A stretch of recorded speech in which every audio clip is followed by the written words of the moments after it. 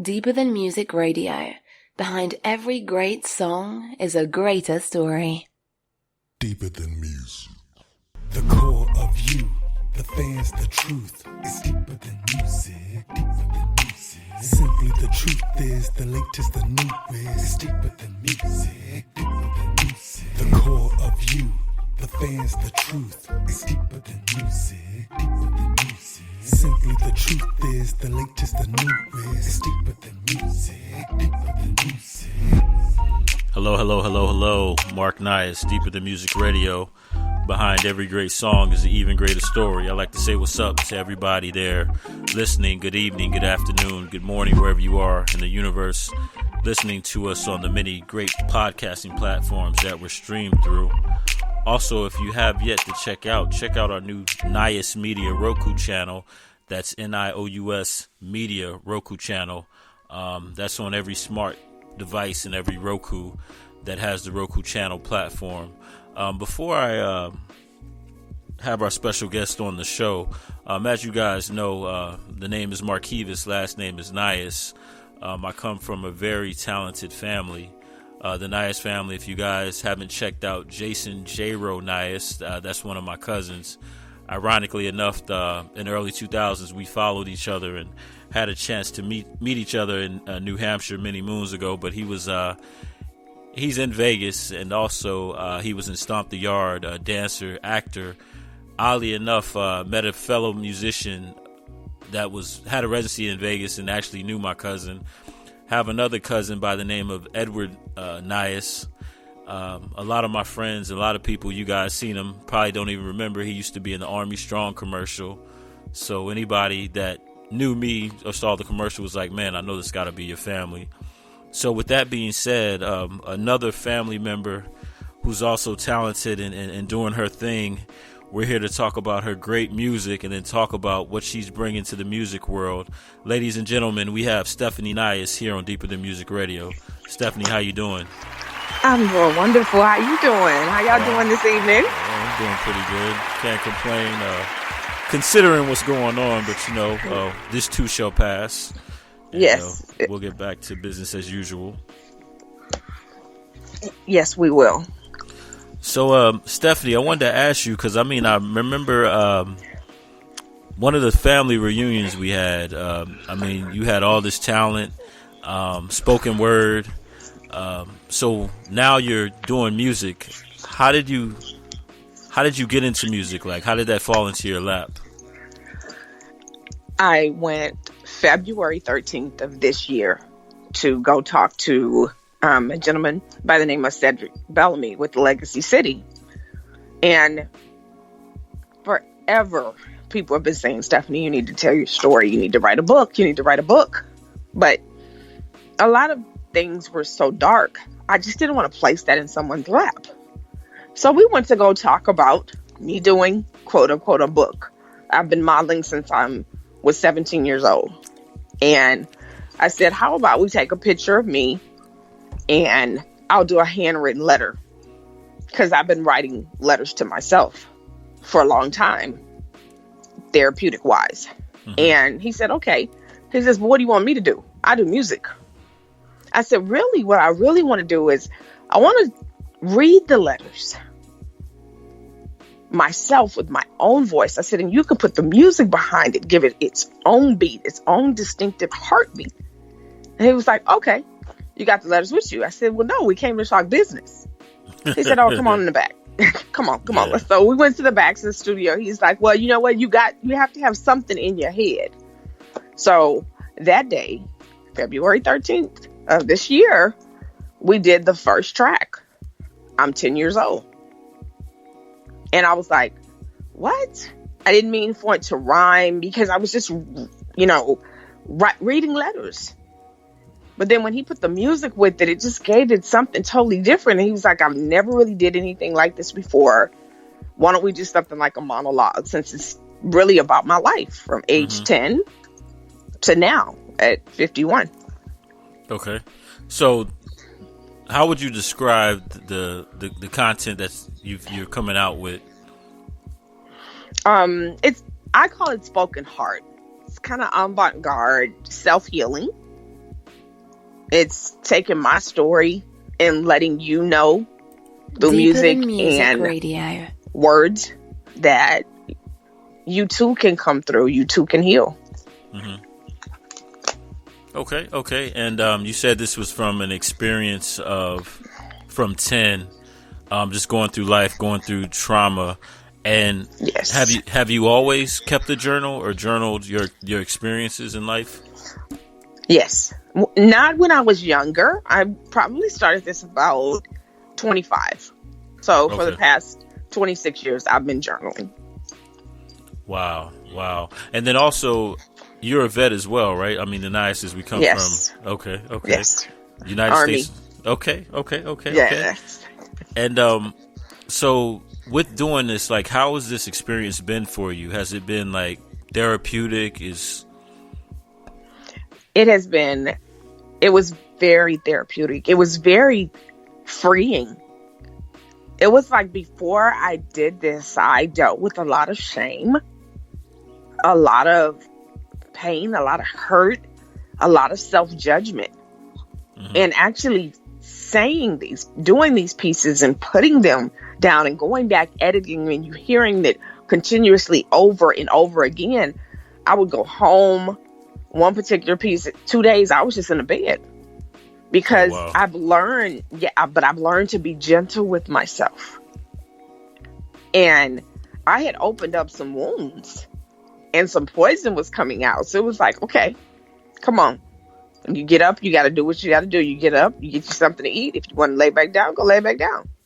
Yeah. But it took a stranglehold off of me. Because you were basically reliving or repurging out some of those experiences in your life, I assume. Yes. And then some of them I didn't even recognize or didn't even think that I hadn't even entertained them. I had just pushed them down. I had suppressed them like, okay, I'm not going to even deal with that. Or I thought because I'm still living, I must have dealt with it. Until we were thinking about it's 13 tracks. One's an acknowledgement to the author. And then the other one were just moments in my life that were impactful and made me who I am today. Mm-hmm. So good, bad, and different. So speaking of which, we actually, the track that we have is Your Mama's Dead. Can you give us a rundown on this before we showcase this track? My mother passed away when I was 11. She was 30. My mother was a heroin addict. And I'll never forget, I knew my mother had a drug problem from a very, very young age. And I was mature for my age. And my sister was about to turn 2. My brother was about to turn 3. And my grandmother walked in the house and she said, "Your mama dead." Wow. Just like that, and walked out the room.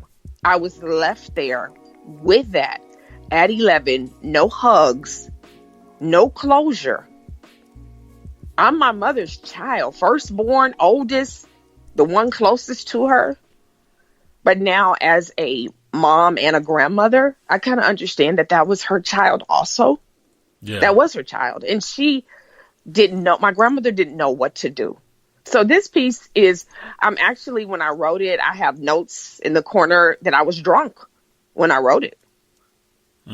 So when you hear me, I'm reading it as if I was back, at the day, the 11-year-old, but with a adult drunk mentality. Wow. All right, well, here we go, ladies and gentlemen. Stephanie Nious, Your Mama's Dead, here on Deeper Than Music Radio. Deeper Than Music Radio.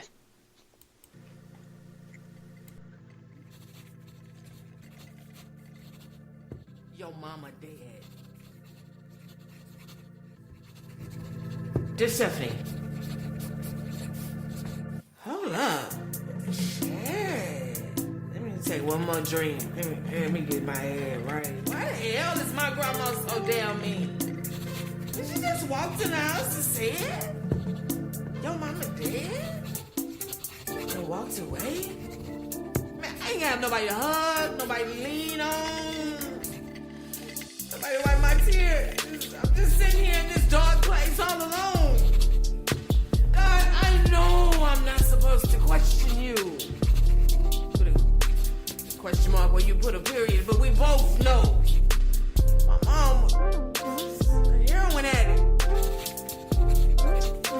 I just want to know if she walked in the heavenly streets of gold in hell with burning souls. Your mama dead. Man. God, dog. I'm just so mad. Why? You just couldn't take me to the hospital to say a final goodbye. You know, I'm her firstborn child. And I knew about her love-hate relationship with heroin. Just wanted a little closure, you know. Give me that gift. Nah. What? Oh, damn. The funeral? God, why I get here so goddamn fast? This is final. This is the end. Mama, I see you laying there in your pink casket, in your pink dress. What? Is that peace I see on your face? Wow. Who'd have thought I could see that with all this bitterness, anger, despair, and darkness that is taking residence in my soul? As I lay my lips to your cheek, you cold. It's the last time. Mama, why did you continue to use heroin after you got clean? Man, Mama, you dead? And you left behind 3 seeds. 11. Deeper Than Music Radio. And 3. Man, that was very, very powerful. I don't know if thank you. Yeah, nah, just It was real. You could tell by the. I actually was thinking, I was like, I don't know why. Have you ever thought about acting? I have. I wanted to say I did my first play 2 years ago, and I did some short films. So that's really why I wanted to use my own voice. Mm-hmm. Because no one could tell my story like me. And I could give you the emotion, the rawness, the realness. And I have a play coming out that I'm in. It's the sequel to the play I was in 2 years ago, Cries of a Wounded Soul. August 21st is the date, depending on how everything goes right now. But I play Lucifer. Yeah. Oh, wow. Yeah. Wow. So I didn't do any of this before now, though. I was a nurse by trade. No, because this is very powerful. I mean, it's very powerful because actually, as you were describing you sent the music over. I was like, this is, or what do you call it again? This is you can't just. It's spoken heart. Yeah, spoken heart. It's spoken heart because it's supposed to help some souls heal. Yeah. It is time, even in the midst of everything that's going on right now. People are at home alone, sitting with their stuff. And I don't want you to feel like you have to sit by yourself. Put on a track and listen and know that you didn't walk through this. Someone else also did. Oh yeah. And I think that's the hardest part of people being isolated. It gives you, a lot of times we run away from, or we suppress trauma in our life. And unless you deal with it, it's always going to be there. But a quiet room can be not a good place if you're not mentally, you know what I'm saying, mentally stable, or if you had unresolved issues. So what was the genesis of this? Like was it just by chance you talked to the producer and they're like, hey, let's have an idea? Or did you always have an idea to put this behind music? No, and that's the thing. I'm telling you, this album was done. I've heard people say it takes me like forever. We started February 13th, and the last track was recorded March 13th. Oh, wow. But you got to remember, for 40 years, I've been living this. So I've actually been rehearsing it.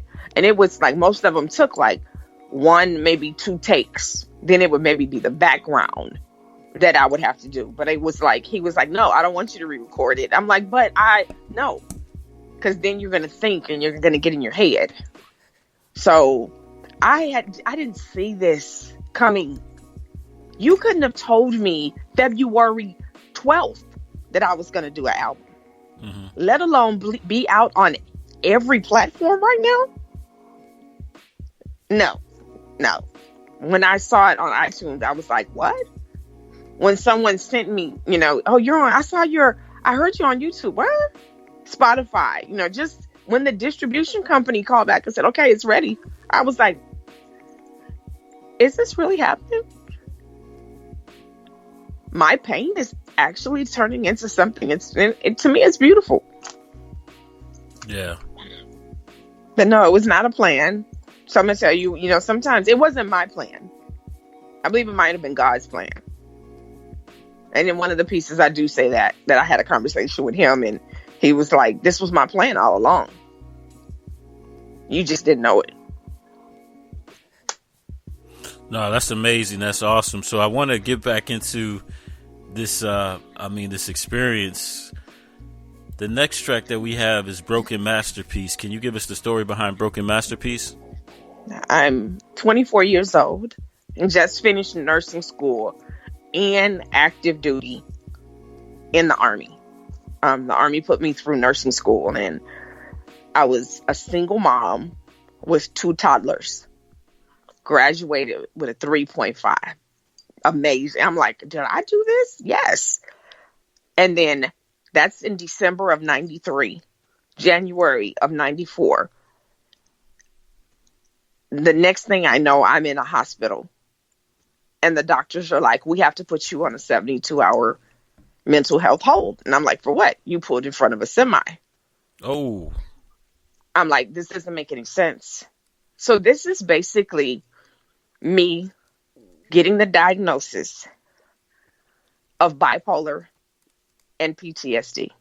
When I was 18, my first sergeant sexually violated me. It's a piece on the album called Unlawful Conduct. Explains that. But I didn't have a voice, Mark, for 20 years. That happened when I was 18, and I didn't speak about it until I was 38. Wow. So this piece I'm getting, the doctor's telling me this is what you have. And I'm like, what? Wait, no. And I keep asking, like, where are my kids? This one was the hardest one. This one was really hard because to me, that was like getting a death sentence. Mental illness, no cure. Really? I got to live with this? But then it made sense. A lot of the things that I had been doing, a lot of the ways I had acted. I'm a nurse. I've been through the mental health field doing my, rotation. But it made sense. But it still wasn't something I wanted to accept, and I didn't accept. Wow. So it's just like you coming to terms with the post-traumatic stress of what you've been through. Yes. Okay. Well, ladies and gentlemen, special guest Stephanie Nious, and here's Broken Masterpiece on Deeper Than Music. I was broken. What I thought was doing my creation at the hands of the Universal Master before the beginning of time. And I realized my life was pieced together. I just want to know how well it is.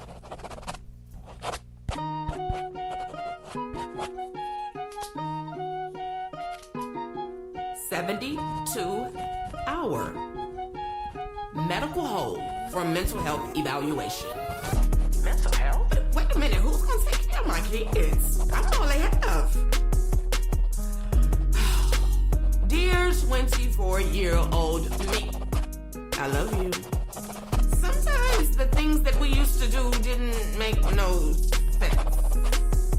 Sometimes we felt like a broken masterpiece.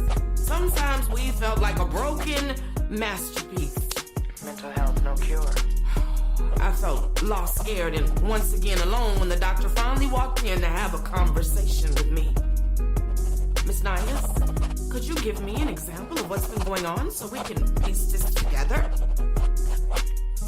I just finished nursing school with a 3.5 GPA, single mom with 2 toddlers while full-time in the U.S. Army. Why would I pull in front of a semi-truck? No cure. At this point in my life, that just doesn't make any sense, and it doesn't add up.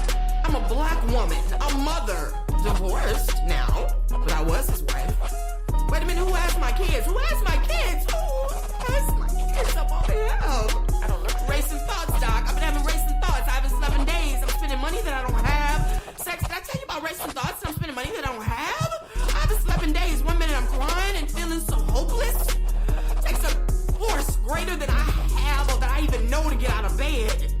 Next, in a blink of an eye, I'm on top of the world. I can do any and everything. During those times, I don't need much sleep.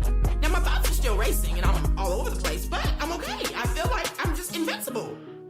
mental health, no cure. Wait a minute. It all makes sense. What, Doc? Bipolar? What? Mental illness? Was Hereditary. stamped on my forehead 27 years ago. And that was a hard reality to accept because I was sick. No I didn't cure. look sick, but I felt the pain. I heard in a place no one could reach or see. Depression and mania became the worlds I lived in for over 26 years. I'm a broken masterpiece.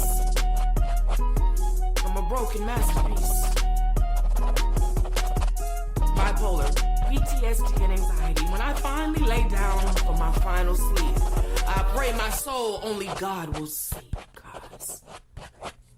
Will I have questions to ask him? Or will I wake up and realize that this was all a dream? Mental illness, no cure. Wow, that another powerful one. So I had a question. What was the producer that you had? What was his whole like approach to the whole project? Because everything's coming together so nice. We sat there and I would come in, I would tell them what the piece was about. He would let me listen to beats. And I'm going to tell you, honestly, this just went so smooth. Usually the first one I heard was the one that I was like, okay. But then, the more I got into the project, the more we got into the project, the more we were like, I would try to listen. And I was like, oh, I just want to, let me find something a little bit more. But I would always go back to the original one I heard. And he was the one that put the pen, the sound effects, when he made it easy. Him and his name Cedric Bellamy with Legacy City, and Lala Marie is an artist on his label. And whenever he wasn't there recording, Lala would be there. But they made it so easy. And Lala was like, "You're so brave. I just respect you so much." And I was like, I'm just a woman telling my story, hoping someone else won't have to wait until they're my age to do the work necessary to heal. But it was just easy. That's what I'm saying. It just all came together. And he was like, "You're making me use skills that I haven't used since college." Yeah, but I could imagine. I could definitely imagine. No, he definitely did it because you have to put it all together. It all has to gel. I mean, it's kind of like making in my mind, kind of like making a mini movie, if you will. And that's what he said. He said, "This is a production." That's what he said. Every time he was like, "This is a production." He said, "I have not did anything like this." And he's worked with so many people. He was like, I didn't see this coming, but you have something here. And I was like, okay, let's go. Let's do it. And I pushed him. I was like, okay, I want this. But then he would also tell me when my voice had enough emotion in it, he was like, I don't want to add anything to it. The pen is enough. And he just knew, like I said, it's not like I recorded these over and over again because I've been living it. Yeah. So I've been practicing this in my head for years. So to be able to sit there, it just worked so well. Yeah, no, it gelled. And was it hard for you to get in character or to get in the mood to create? No, because I wasn't acting. I'm being authentic. I'm being very transparent. Because whenever you hear me, it's just how I felt at that moment. Whatever age I was, I've held on to that. Yeah. Even with extensive therapy, it wasn't until I got into therapy for the past 9 months that I was just like, okay, I have tools now. I have skills. We can let this go. And yeah. I wanted to be free. Finally. So was this more therapeutic than therapy itself? No, I could not have done this. Right now, I'm in DBT therapy. It's called dialectical behavioral therapy. It gives you, if you've been through a trauma early on in your life, you kind of mentally stop growing because your body kind of uses that and it says, okay, it believes it's protecting you. So it just helps you to radically accept things. It gives you skills, like I said, be gentle with myself, to self-soothe, to be mindful, to use meditation, different things to know that I'm okay. Yeah. With this track, with Bird Love Letters, I realized that I am enough. I've always been enough. And I'll always be enough. No matter what I've been through. So it was, like I said, when you take the stranglehold that you put on yourself down, your arms are no longer up around your neck. You're free. And you can breathe. Yeah, because it sounds like you've been through a lot of trauma in your life, and I assume that everything is just added up, because the one part about you being in front of a semi and not remembering, I know that had to be a number for you. Wow, this is really. Yeah, it was, and then to even ask myself, when I would say, "Where's my kids? Who has my kids?" I right to this day, I didn't leave my kids with just anybody. I lost my mother when I was 11. My grandparents raised me. So my grandmother was older. I don't know my dad. So it wasn't like I had extensive family to leave them with, but I was very protective of them. So even doing that, I would come home and I would be like, okay, you can't even remember where your kids were. But, the doctor was like, when you have a psychotic break, sometimes your body says, I'm not going to allow you to remember that out of protection. It blocks yes. okay. Yeah. Yeah. I'm familiar with that. Yes. So I was like, okay, and then I was like, okay with it. If I'm not supposed to remember it, then it's for a reason. And what I needed to remember, I remembered. So with purging all of this traumatic stuff, was it hard to go back to those places? I remember you saying there was a couple times that you just wanted to go to bed. Was it overall excruciating to go through all of this, or was it very like a burden has been lifted after all of this was done? After it was all done, it was like a burden had been lifted. It was like I could go, I could exhale. Doing it, and because I am a perfectionist and I want to give it my best, but I want it to be real. Like when I first did the first one, it was Lala Marie was in the studio and her sister in her right plays, and she was like, "Wow, you are an amazing actress." And I said, "I'm not acting." And she says, "What do you mean?" I said, "These are things that have happened to me for real." And she was like, "Wow, you don't look like anything that you've been through." And I said, "No, and my modeling name is FIIIRE with 3 eyes because I'm just that hot." So with that, I had to give it. And for people to think that I was acting when I wasn't, and when they find out that it's my story, yeah, they're just like, wow. Yeah, no, it's definitely powerful. It's definitely powerful. And I applaud you for, sharing your story, because it'll be a testimony to people that have been through what you've been through. So moving forward, we got my she roses. My she rose, like heroes. Yeah. But mine is the she rose. Okay. Can you give us the story behind this track? I had been after doing so many of them that were dark, and that's why I didn't want to sit my story in a book in anyone's lap. I don't ever want to give someone darkness. I want to be light. Mm-hmm. So I'm like, it was just a day where I came in there to do a piece. I was like, no, Lala, you know what? I want to do something different, something light. And I just started talking about heroes.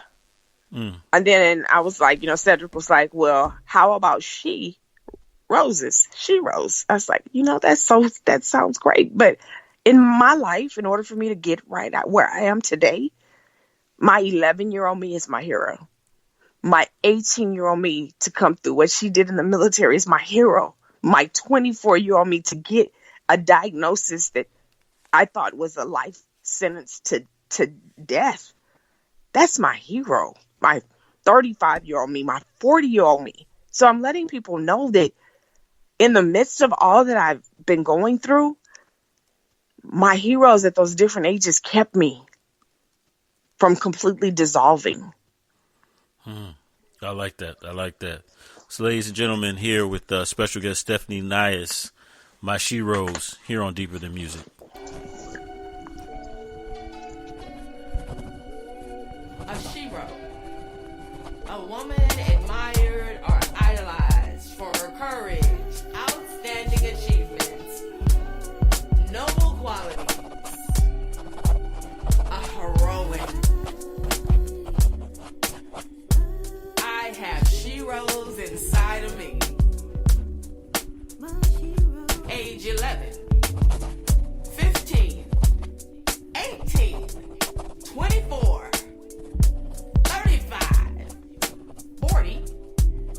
You took me out of the desert, baptized me, and said we're going to go on a new route to find the promised land. I'm a woman admired. Age 50. You gave me freedom to just be.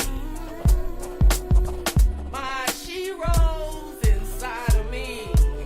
I wouldn't have made it in this life if it wasn't for you, because there was so many times that I just wanted to give up. Because what was the use of even existing with all of this messy, hell-tripping stuff that I was dealing with? But 11, you said no. I'm gonna hold you tight. Now let you go. 15, when we had to release that first butterfly, you held me tight and didn't let me lose my mind. Beautiful butterfly released. 20s was so hard, because that's the time I got the diagnosis, but you stayed close to me, my shero. There were so many times I lost my mind. I was committed in the hospital, or either I was so drunk I could not see or remember or be. But my heroes, my sheroes, let me correct myself, that are inside of me, kept me smiling when I couldn't smile. They wiped my tears when there was no one else around. My sheroes inside of me.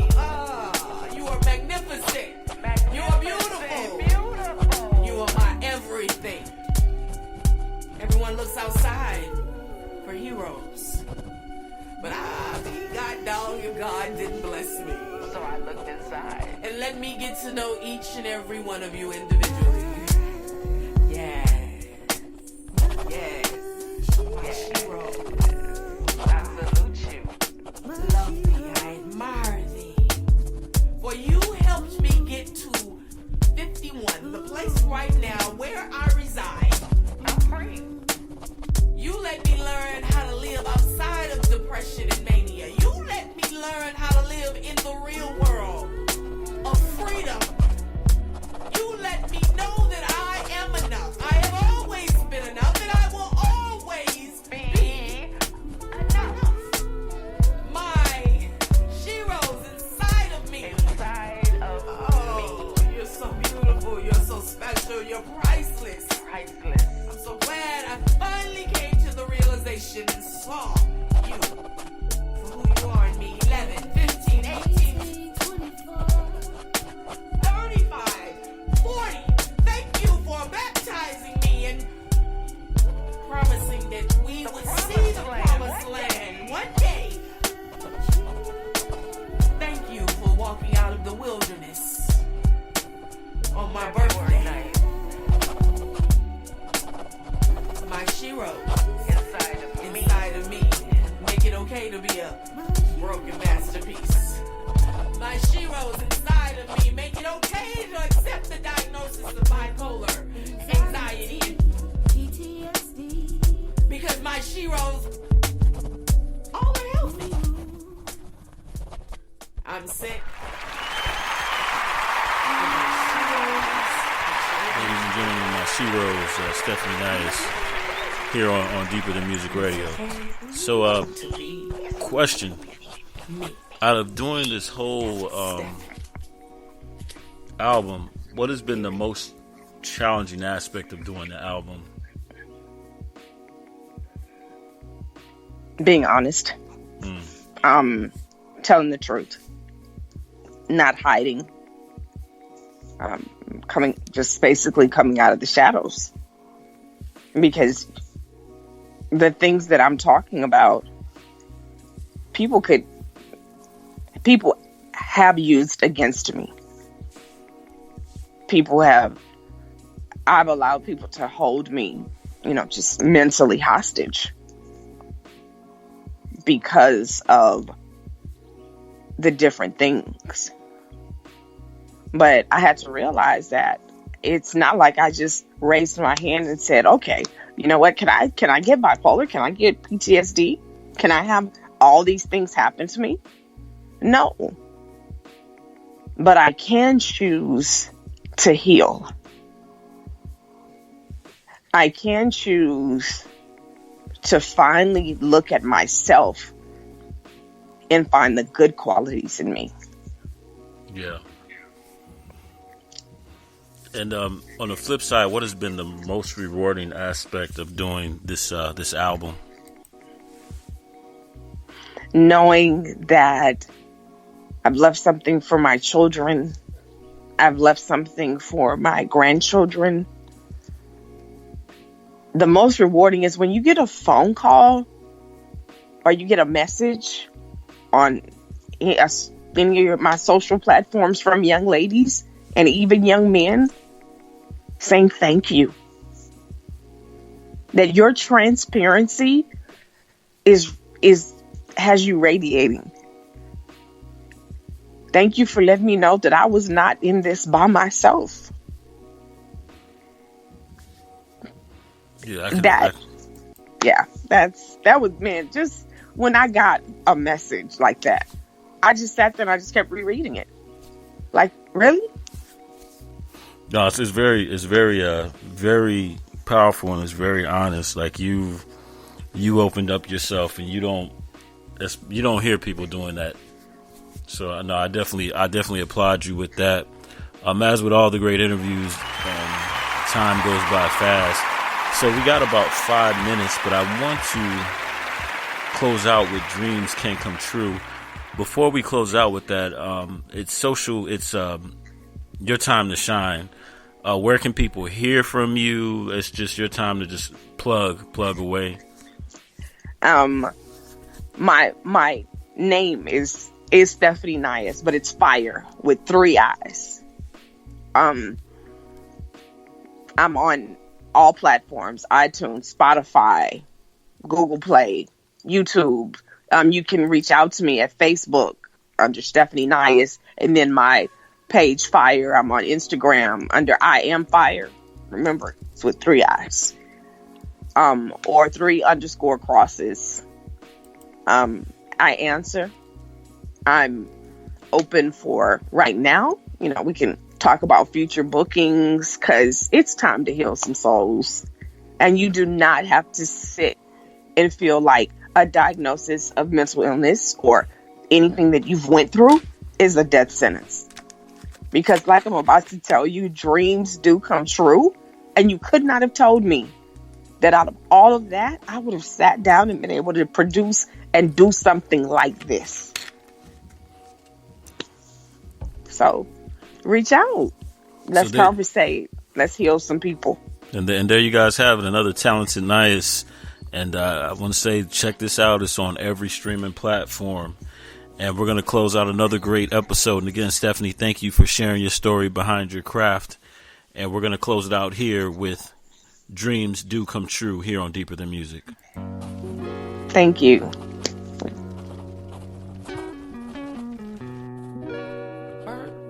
Love letters to my love letters to me. Dreams do come true.